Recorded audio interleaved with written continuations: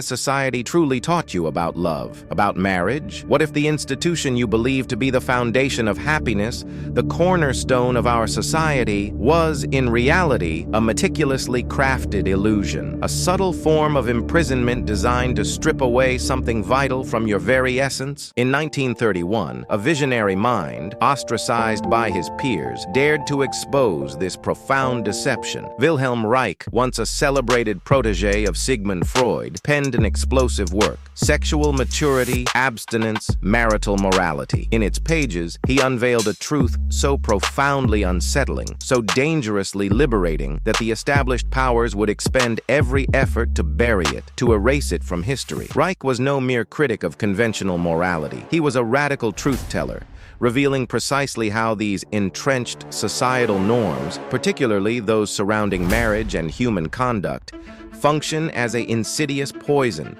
systematically eroding your physical and mental health. This isn't just about controversial theories. It's about a secret mechanism that operates beneath the surface of everyday life, dictating your well-being. This is the hidden truth they desperately hoped you would never discover. Prepare to confront the unsettling reality that your most intimate choices might be serving a purpose far beyond your own happiness.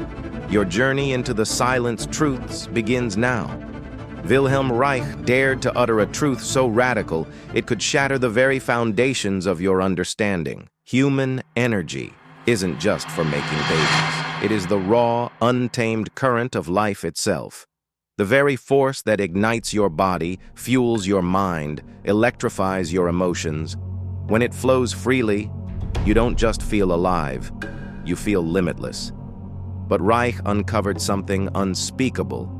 Society, he claimed, had devised a way to poison that sacred current, to block it, to twist it.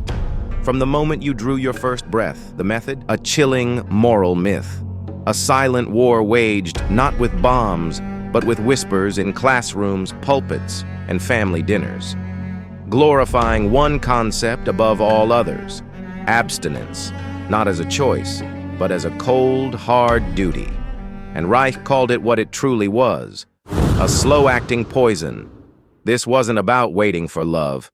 This was about training absolute obedience.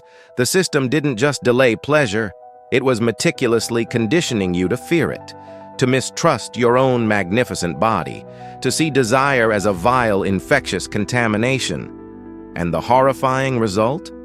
Entire generations reaching adulthood completely crippled, incapable of attaining what Reich called sexual maturity. We're not talking about biological puberty.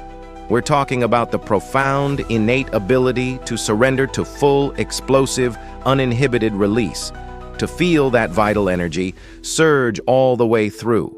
Block that flow long enough, and your body doesn't just forget, it retaliates. It twists inward.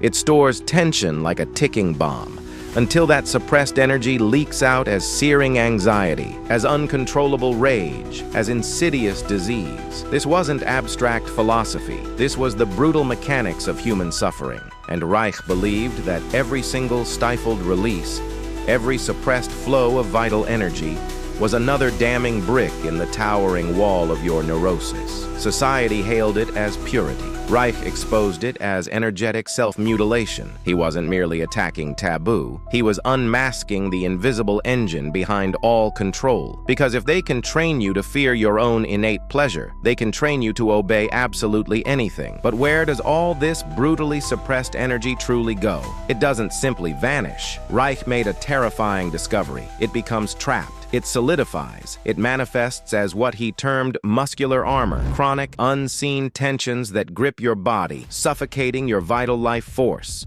Imagine an invisible straitjacket, forged from your own repressed desires, tightening around you, piece by agonizing piece. Every rigid muscle, every unexplained ache, every unfelt emotion you swallow, each is a painful piece of this armor. It calcifies around your neck, your chest, your pelvis, sealing off the natural flow of orgone energy. And traditional marriage, in its rigid, compulsory form, became a central tool in constructing this prison, directly leading to your sickness. Reich argued that when rigid monogamy is brutally imposed without genuine emotional connection or the capacity for full vital release, the very act of intimacy becomes a hollow ritual, a duty. It fails to discharge the immense pent-up energy, leaving it to fester, to rot. The marriage, then, transforms from a promised sanctuary into a breeding ground for relentless neuroses, gnawing frustrations, and a litany of debilitating psychosomatic diseases. Do you feel your energy inexplicably blocked, your emotions inexplicably numb, your joy mysteriously elusive? For Reich, what society proudly labeled normal or virtuous was, in fact, a silent epidemic, a widespread, deeply personal act of violence against the self, camouflaged by tradition. This wasn't merely unhappiness, it was a profound illness, a systemic sickness born from a poisoned truth. Here, then, is the most dangerous question of all, the one Wilhelm Reich dared to hurl directly into the face of his era. If this pervasive system of marriage and human morality systematically cripples us, infecting our bodies and minds with neurosis and disease, why does society relentlessly insist on enforcing it?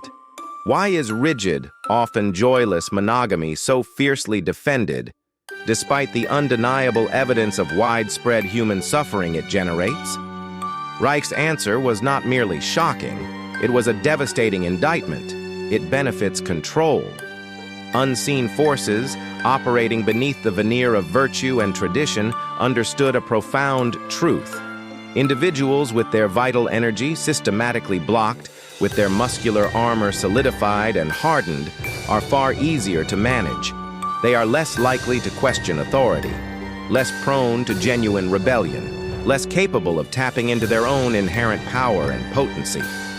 A society teeming with energetically stifled, emotionally numb, and perpetually anxious individuals is, for the ruling class, an ideal society. It's a population perfectly predisposed to obedience. People who feel utterly powerless over their most intimate desires and bodily functions are far more susceptible to accepting political powerlessness. They become compliant cogs in a larger machine. Reich's revelation was stark. The same forces that demanded human repression were precisely those that welcomed fascism and totalitarianism.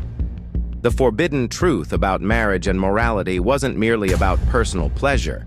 It was, at its dark core, about absolute power, and Wilhelm Reich was about to pay the ultimate price for tearing down the veil and exposing this chilling mechanism. Wilhelm Reich forced us to confront a terrifying possibility, that your body was never truly yours, that your deepest instincts, your most profound desires, were meticulously engineered for a purpose beyond your wildest imagination. He tore down the illusion, revealing that our most intimate prisons are not walls of concrete, but the invisible chains of a manufactured human morality. He showed us that true liberation begins within the body, in the profound, unfettered capacity to feel, to desire, to live fully and unashamedly. By 1935, the implications of Reich's discoveries were undeniable. His clinics, where he applied these radical truths, were too successful. Patients previously paralyzed walked. Childhood stutters vanished. Chronic pain dissolved like sugar in water. This wasn't mere theory. This was verifiable, tangible healing. And the system struck back with brutal force. Austria revoked his license. The rising Nazi regime, recognizing the sheer danger of his ideas, burned his books. Even his former mentor, Freud, ostracized him, reportedly dismissing his groundbreaking work as mere biological terrorism. They couldn't tolerate the truth, especially when it came with undeniable results. Reich's final journal entry, chillingly prophetic, whispered the core of it all. They don't fear the vital force. They fear what unlocks. He died in prison. His life's work, his revolutionary machines, smashed. His very name systematically erased from the annals of polite society. But truth, unlike men or machines, cannot be truly destroyed. It goes underground, which is precisely why you are hearing this forbidden story now. Because this fight for freedom, this struggle to reclaim our authentic selves from the clutches of control, it never ended. If this truth resonates with you, if the thought of reclaiming your own body, your own mind from these invisible chains matters to you, subscribe, share this video, and join us next episode as we delve into the next layer of the silenced truth, the hidden youth secret war. Reich reveals your forbidden desires. Prepare to discover why they couldn't allow the youth to awaken.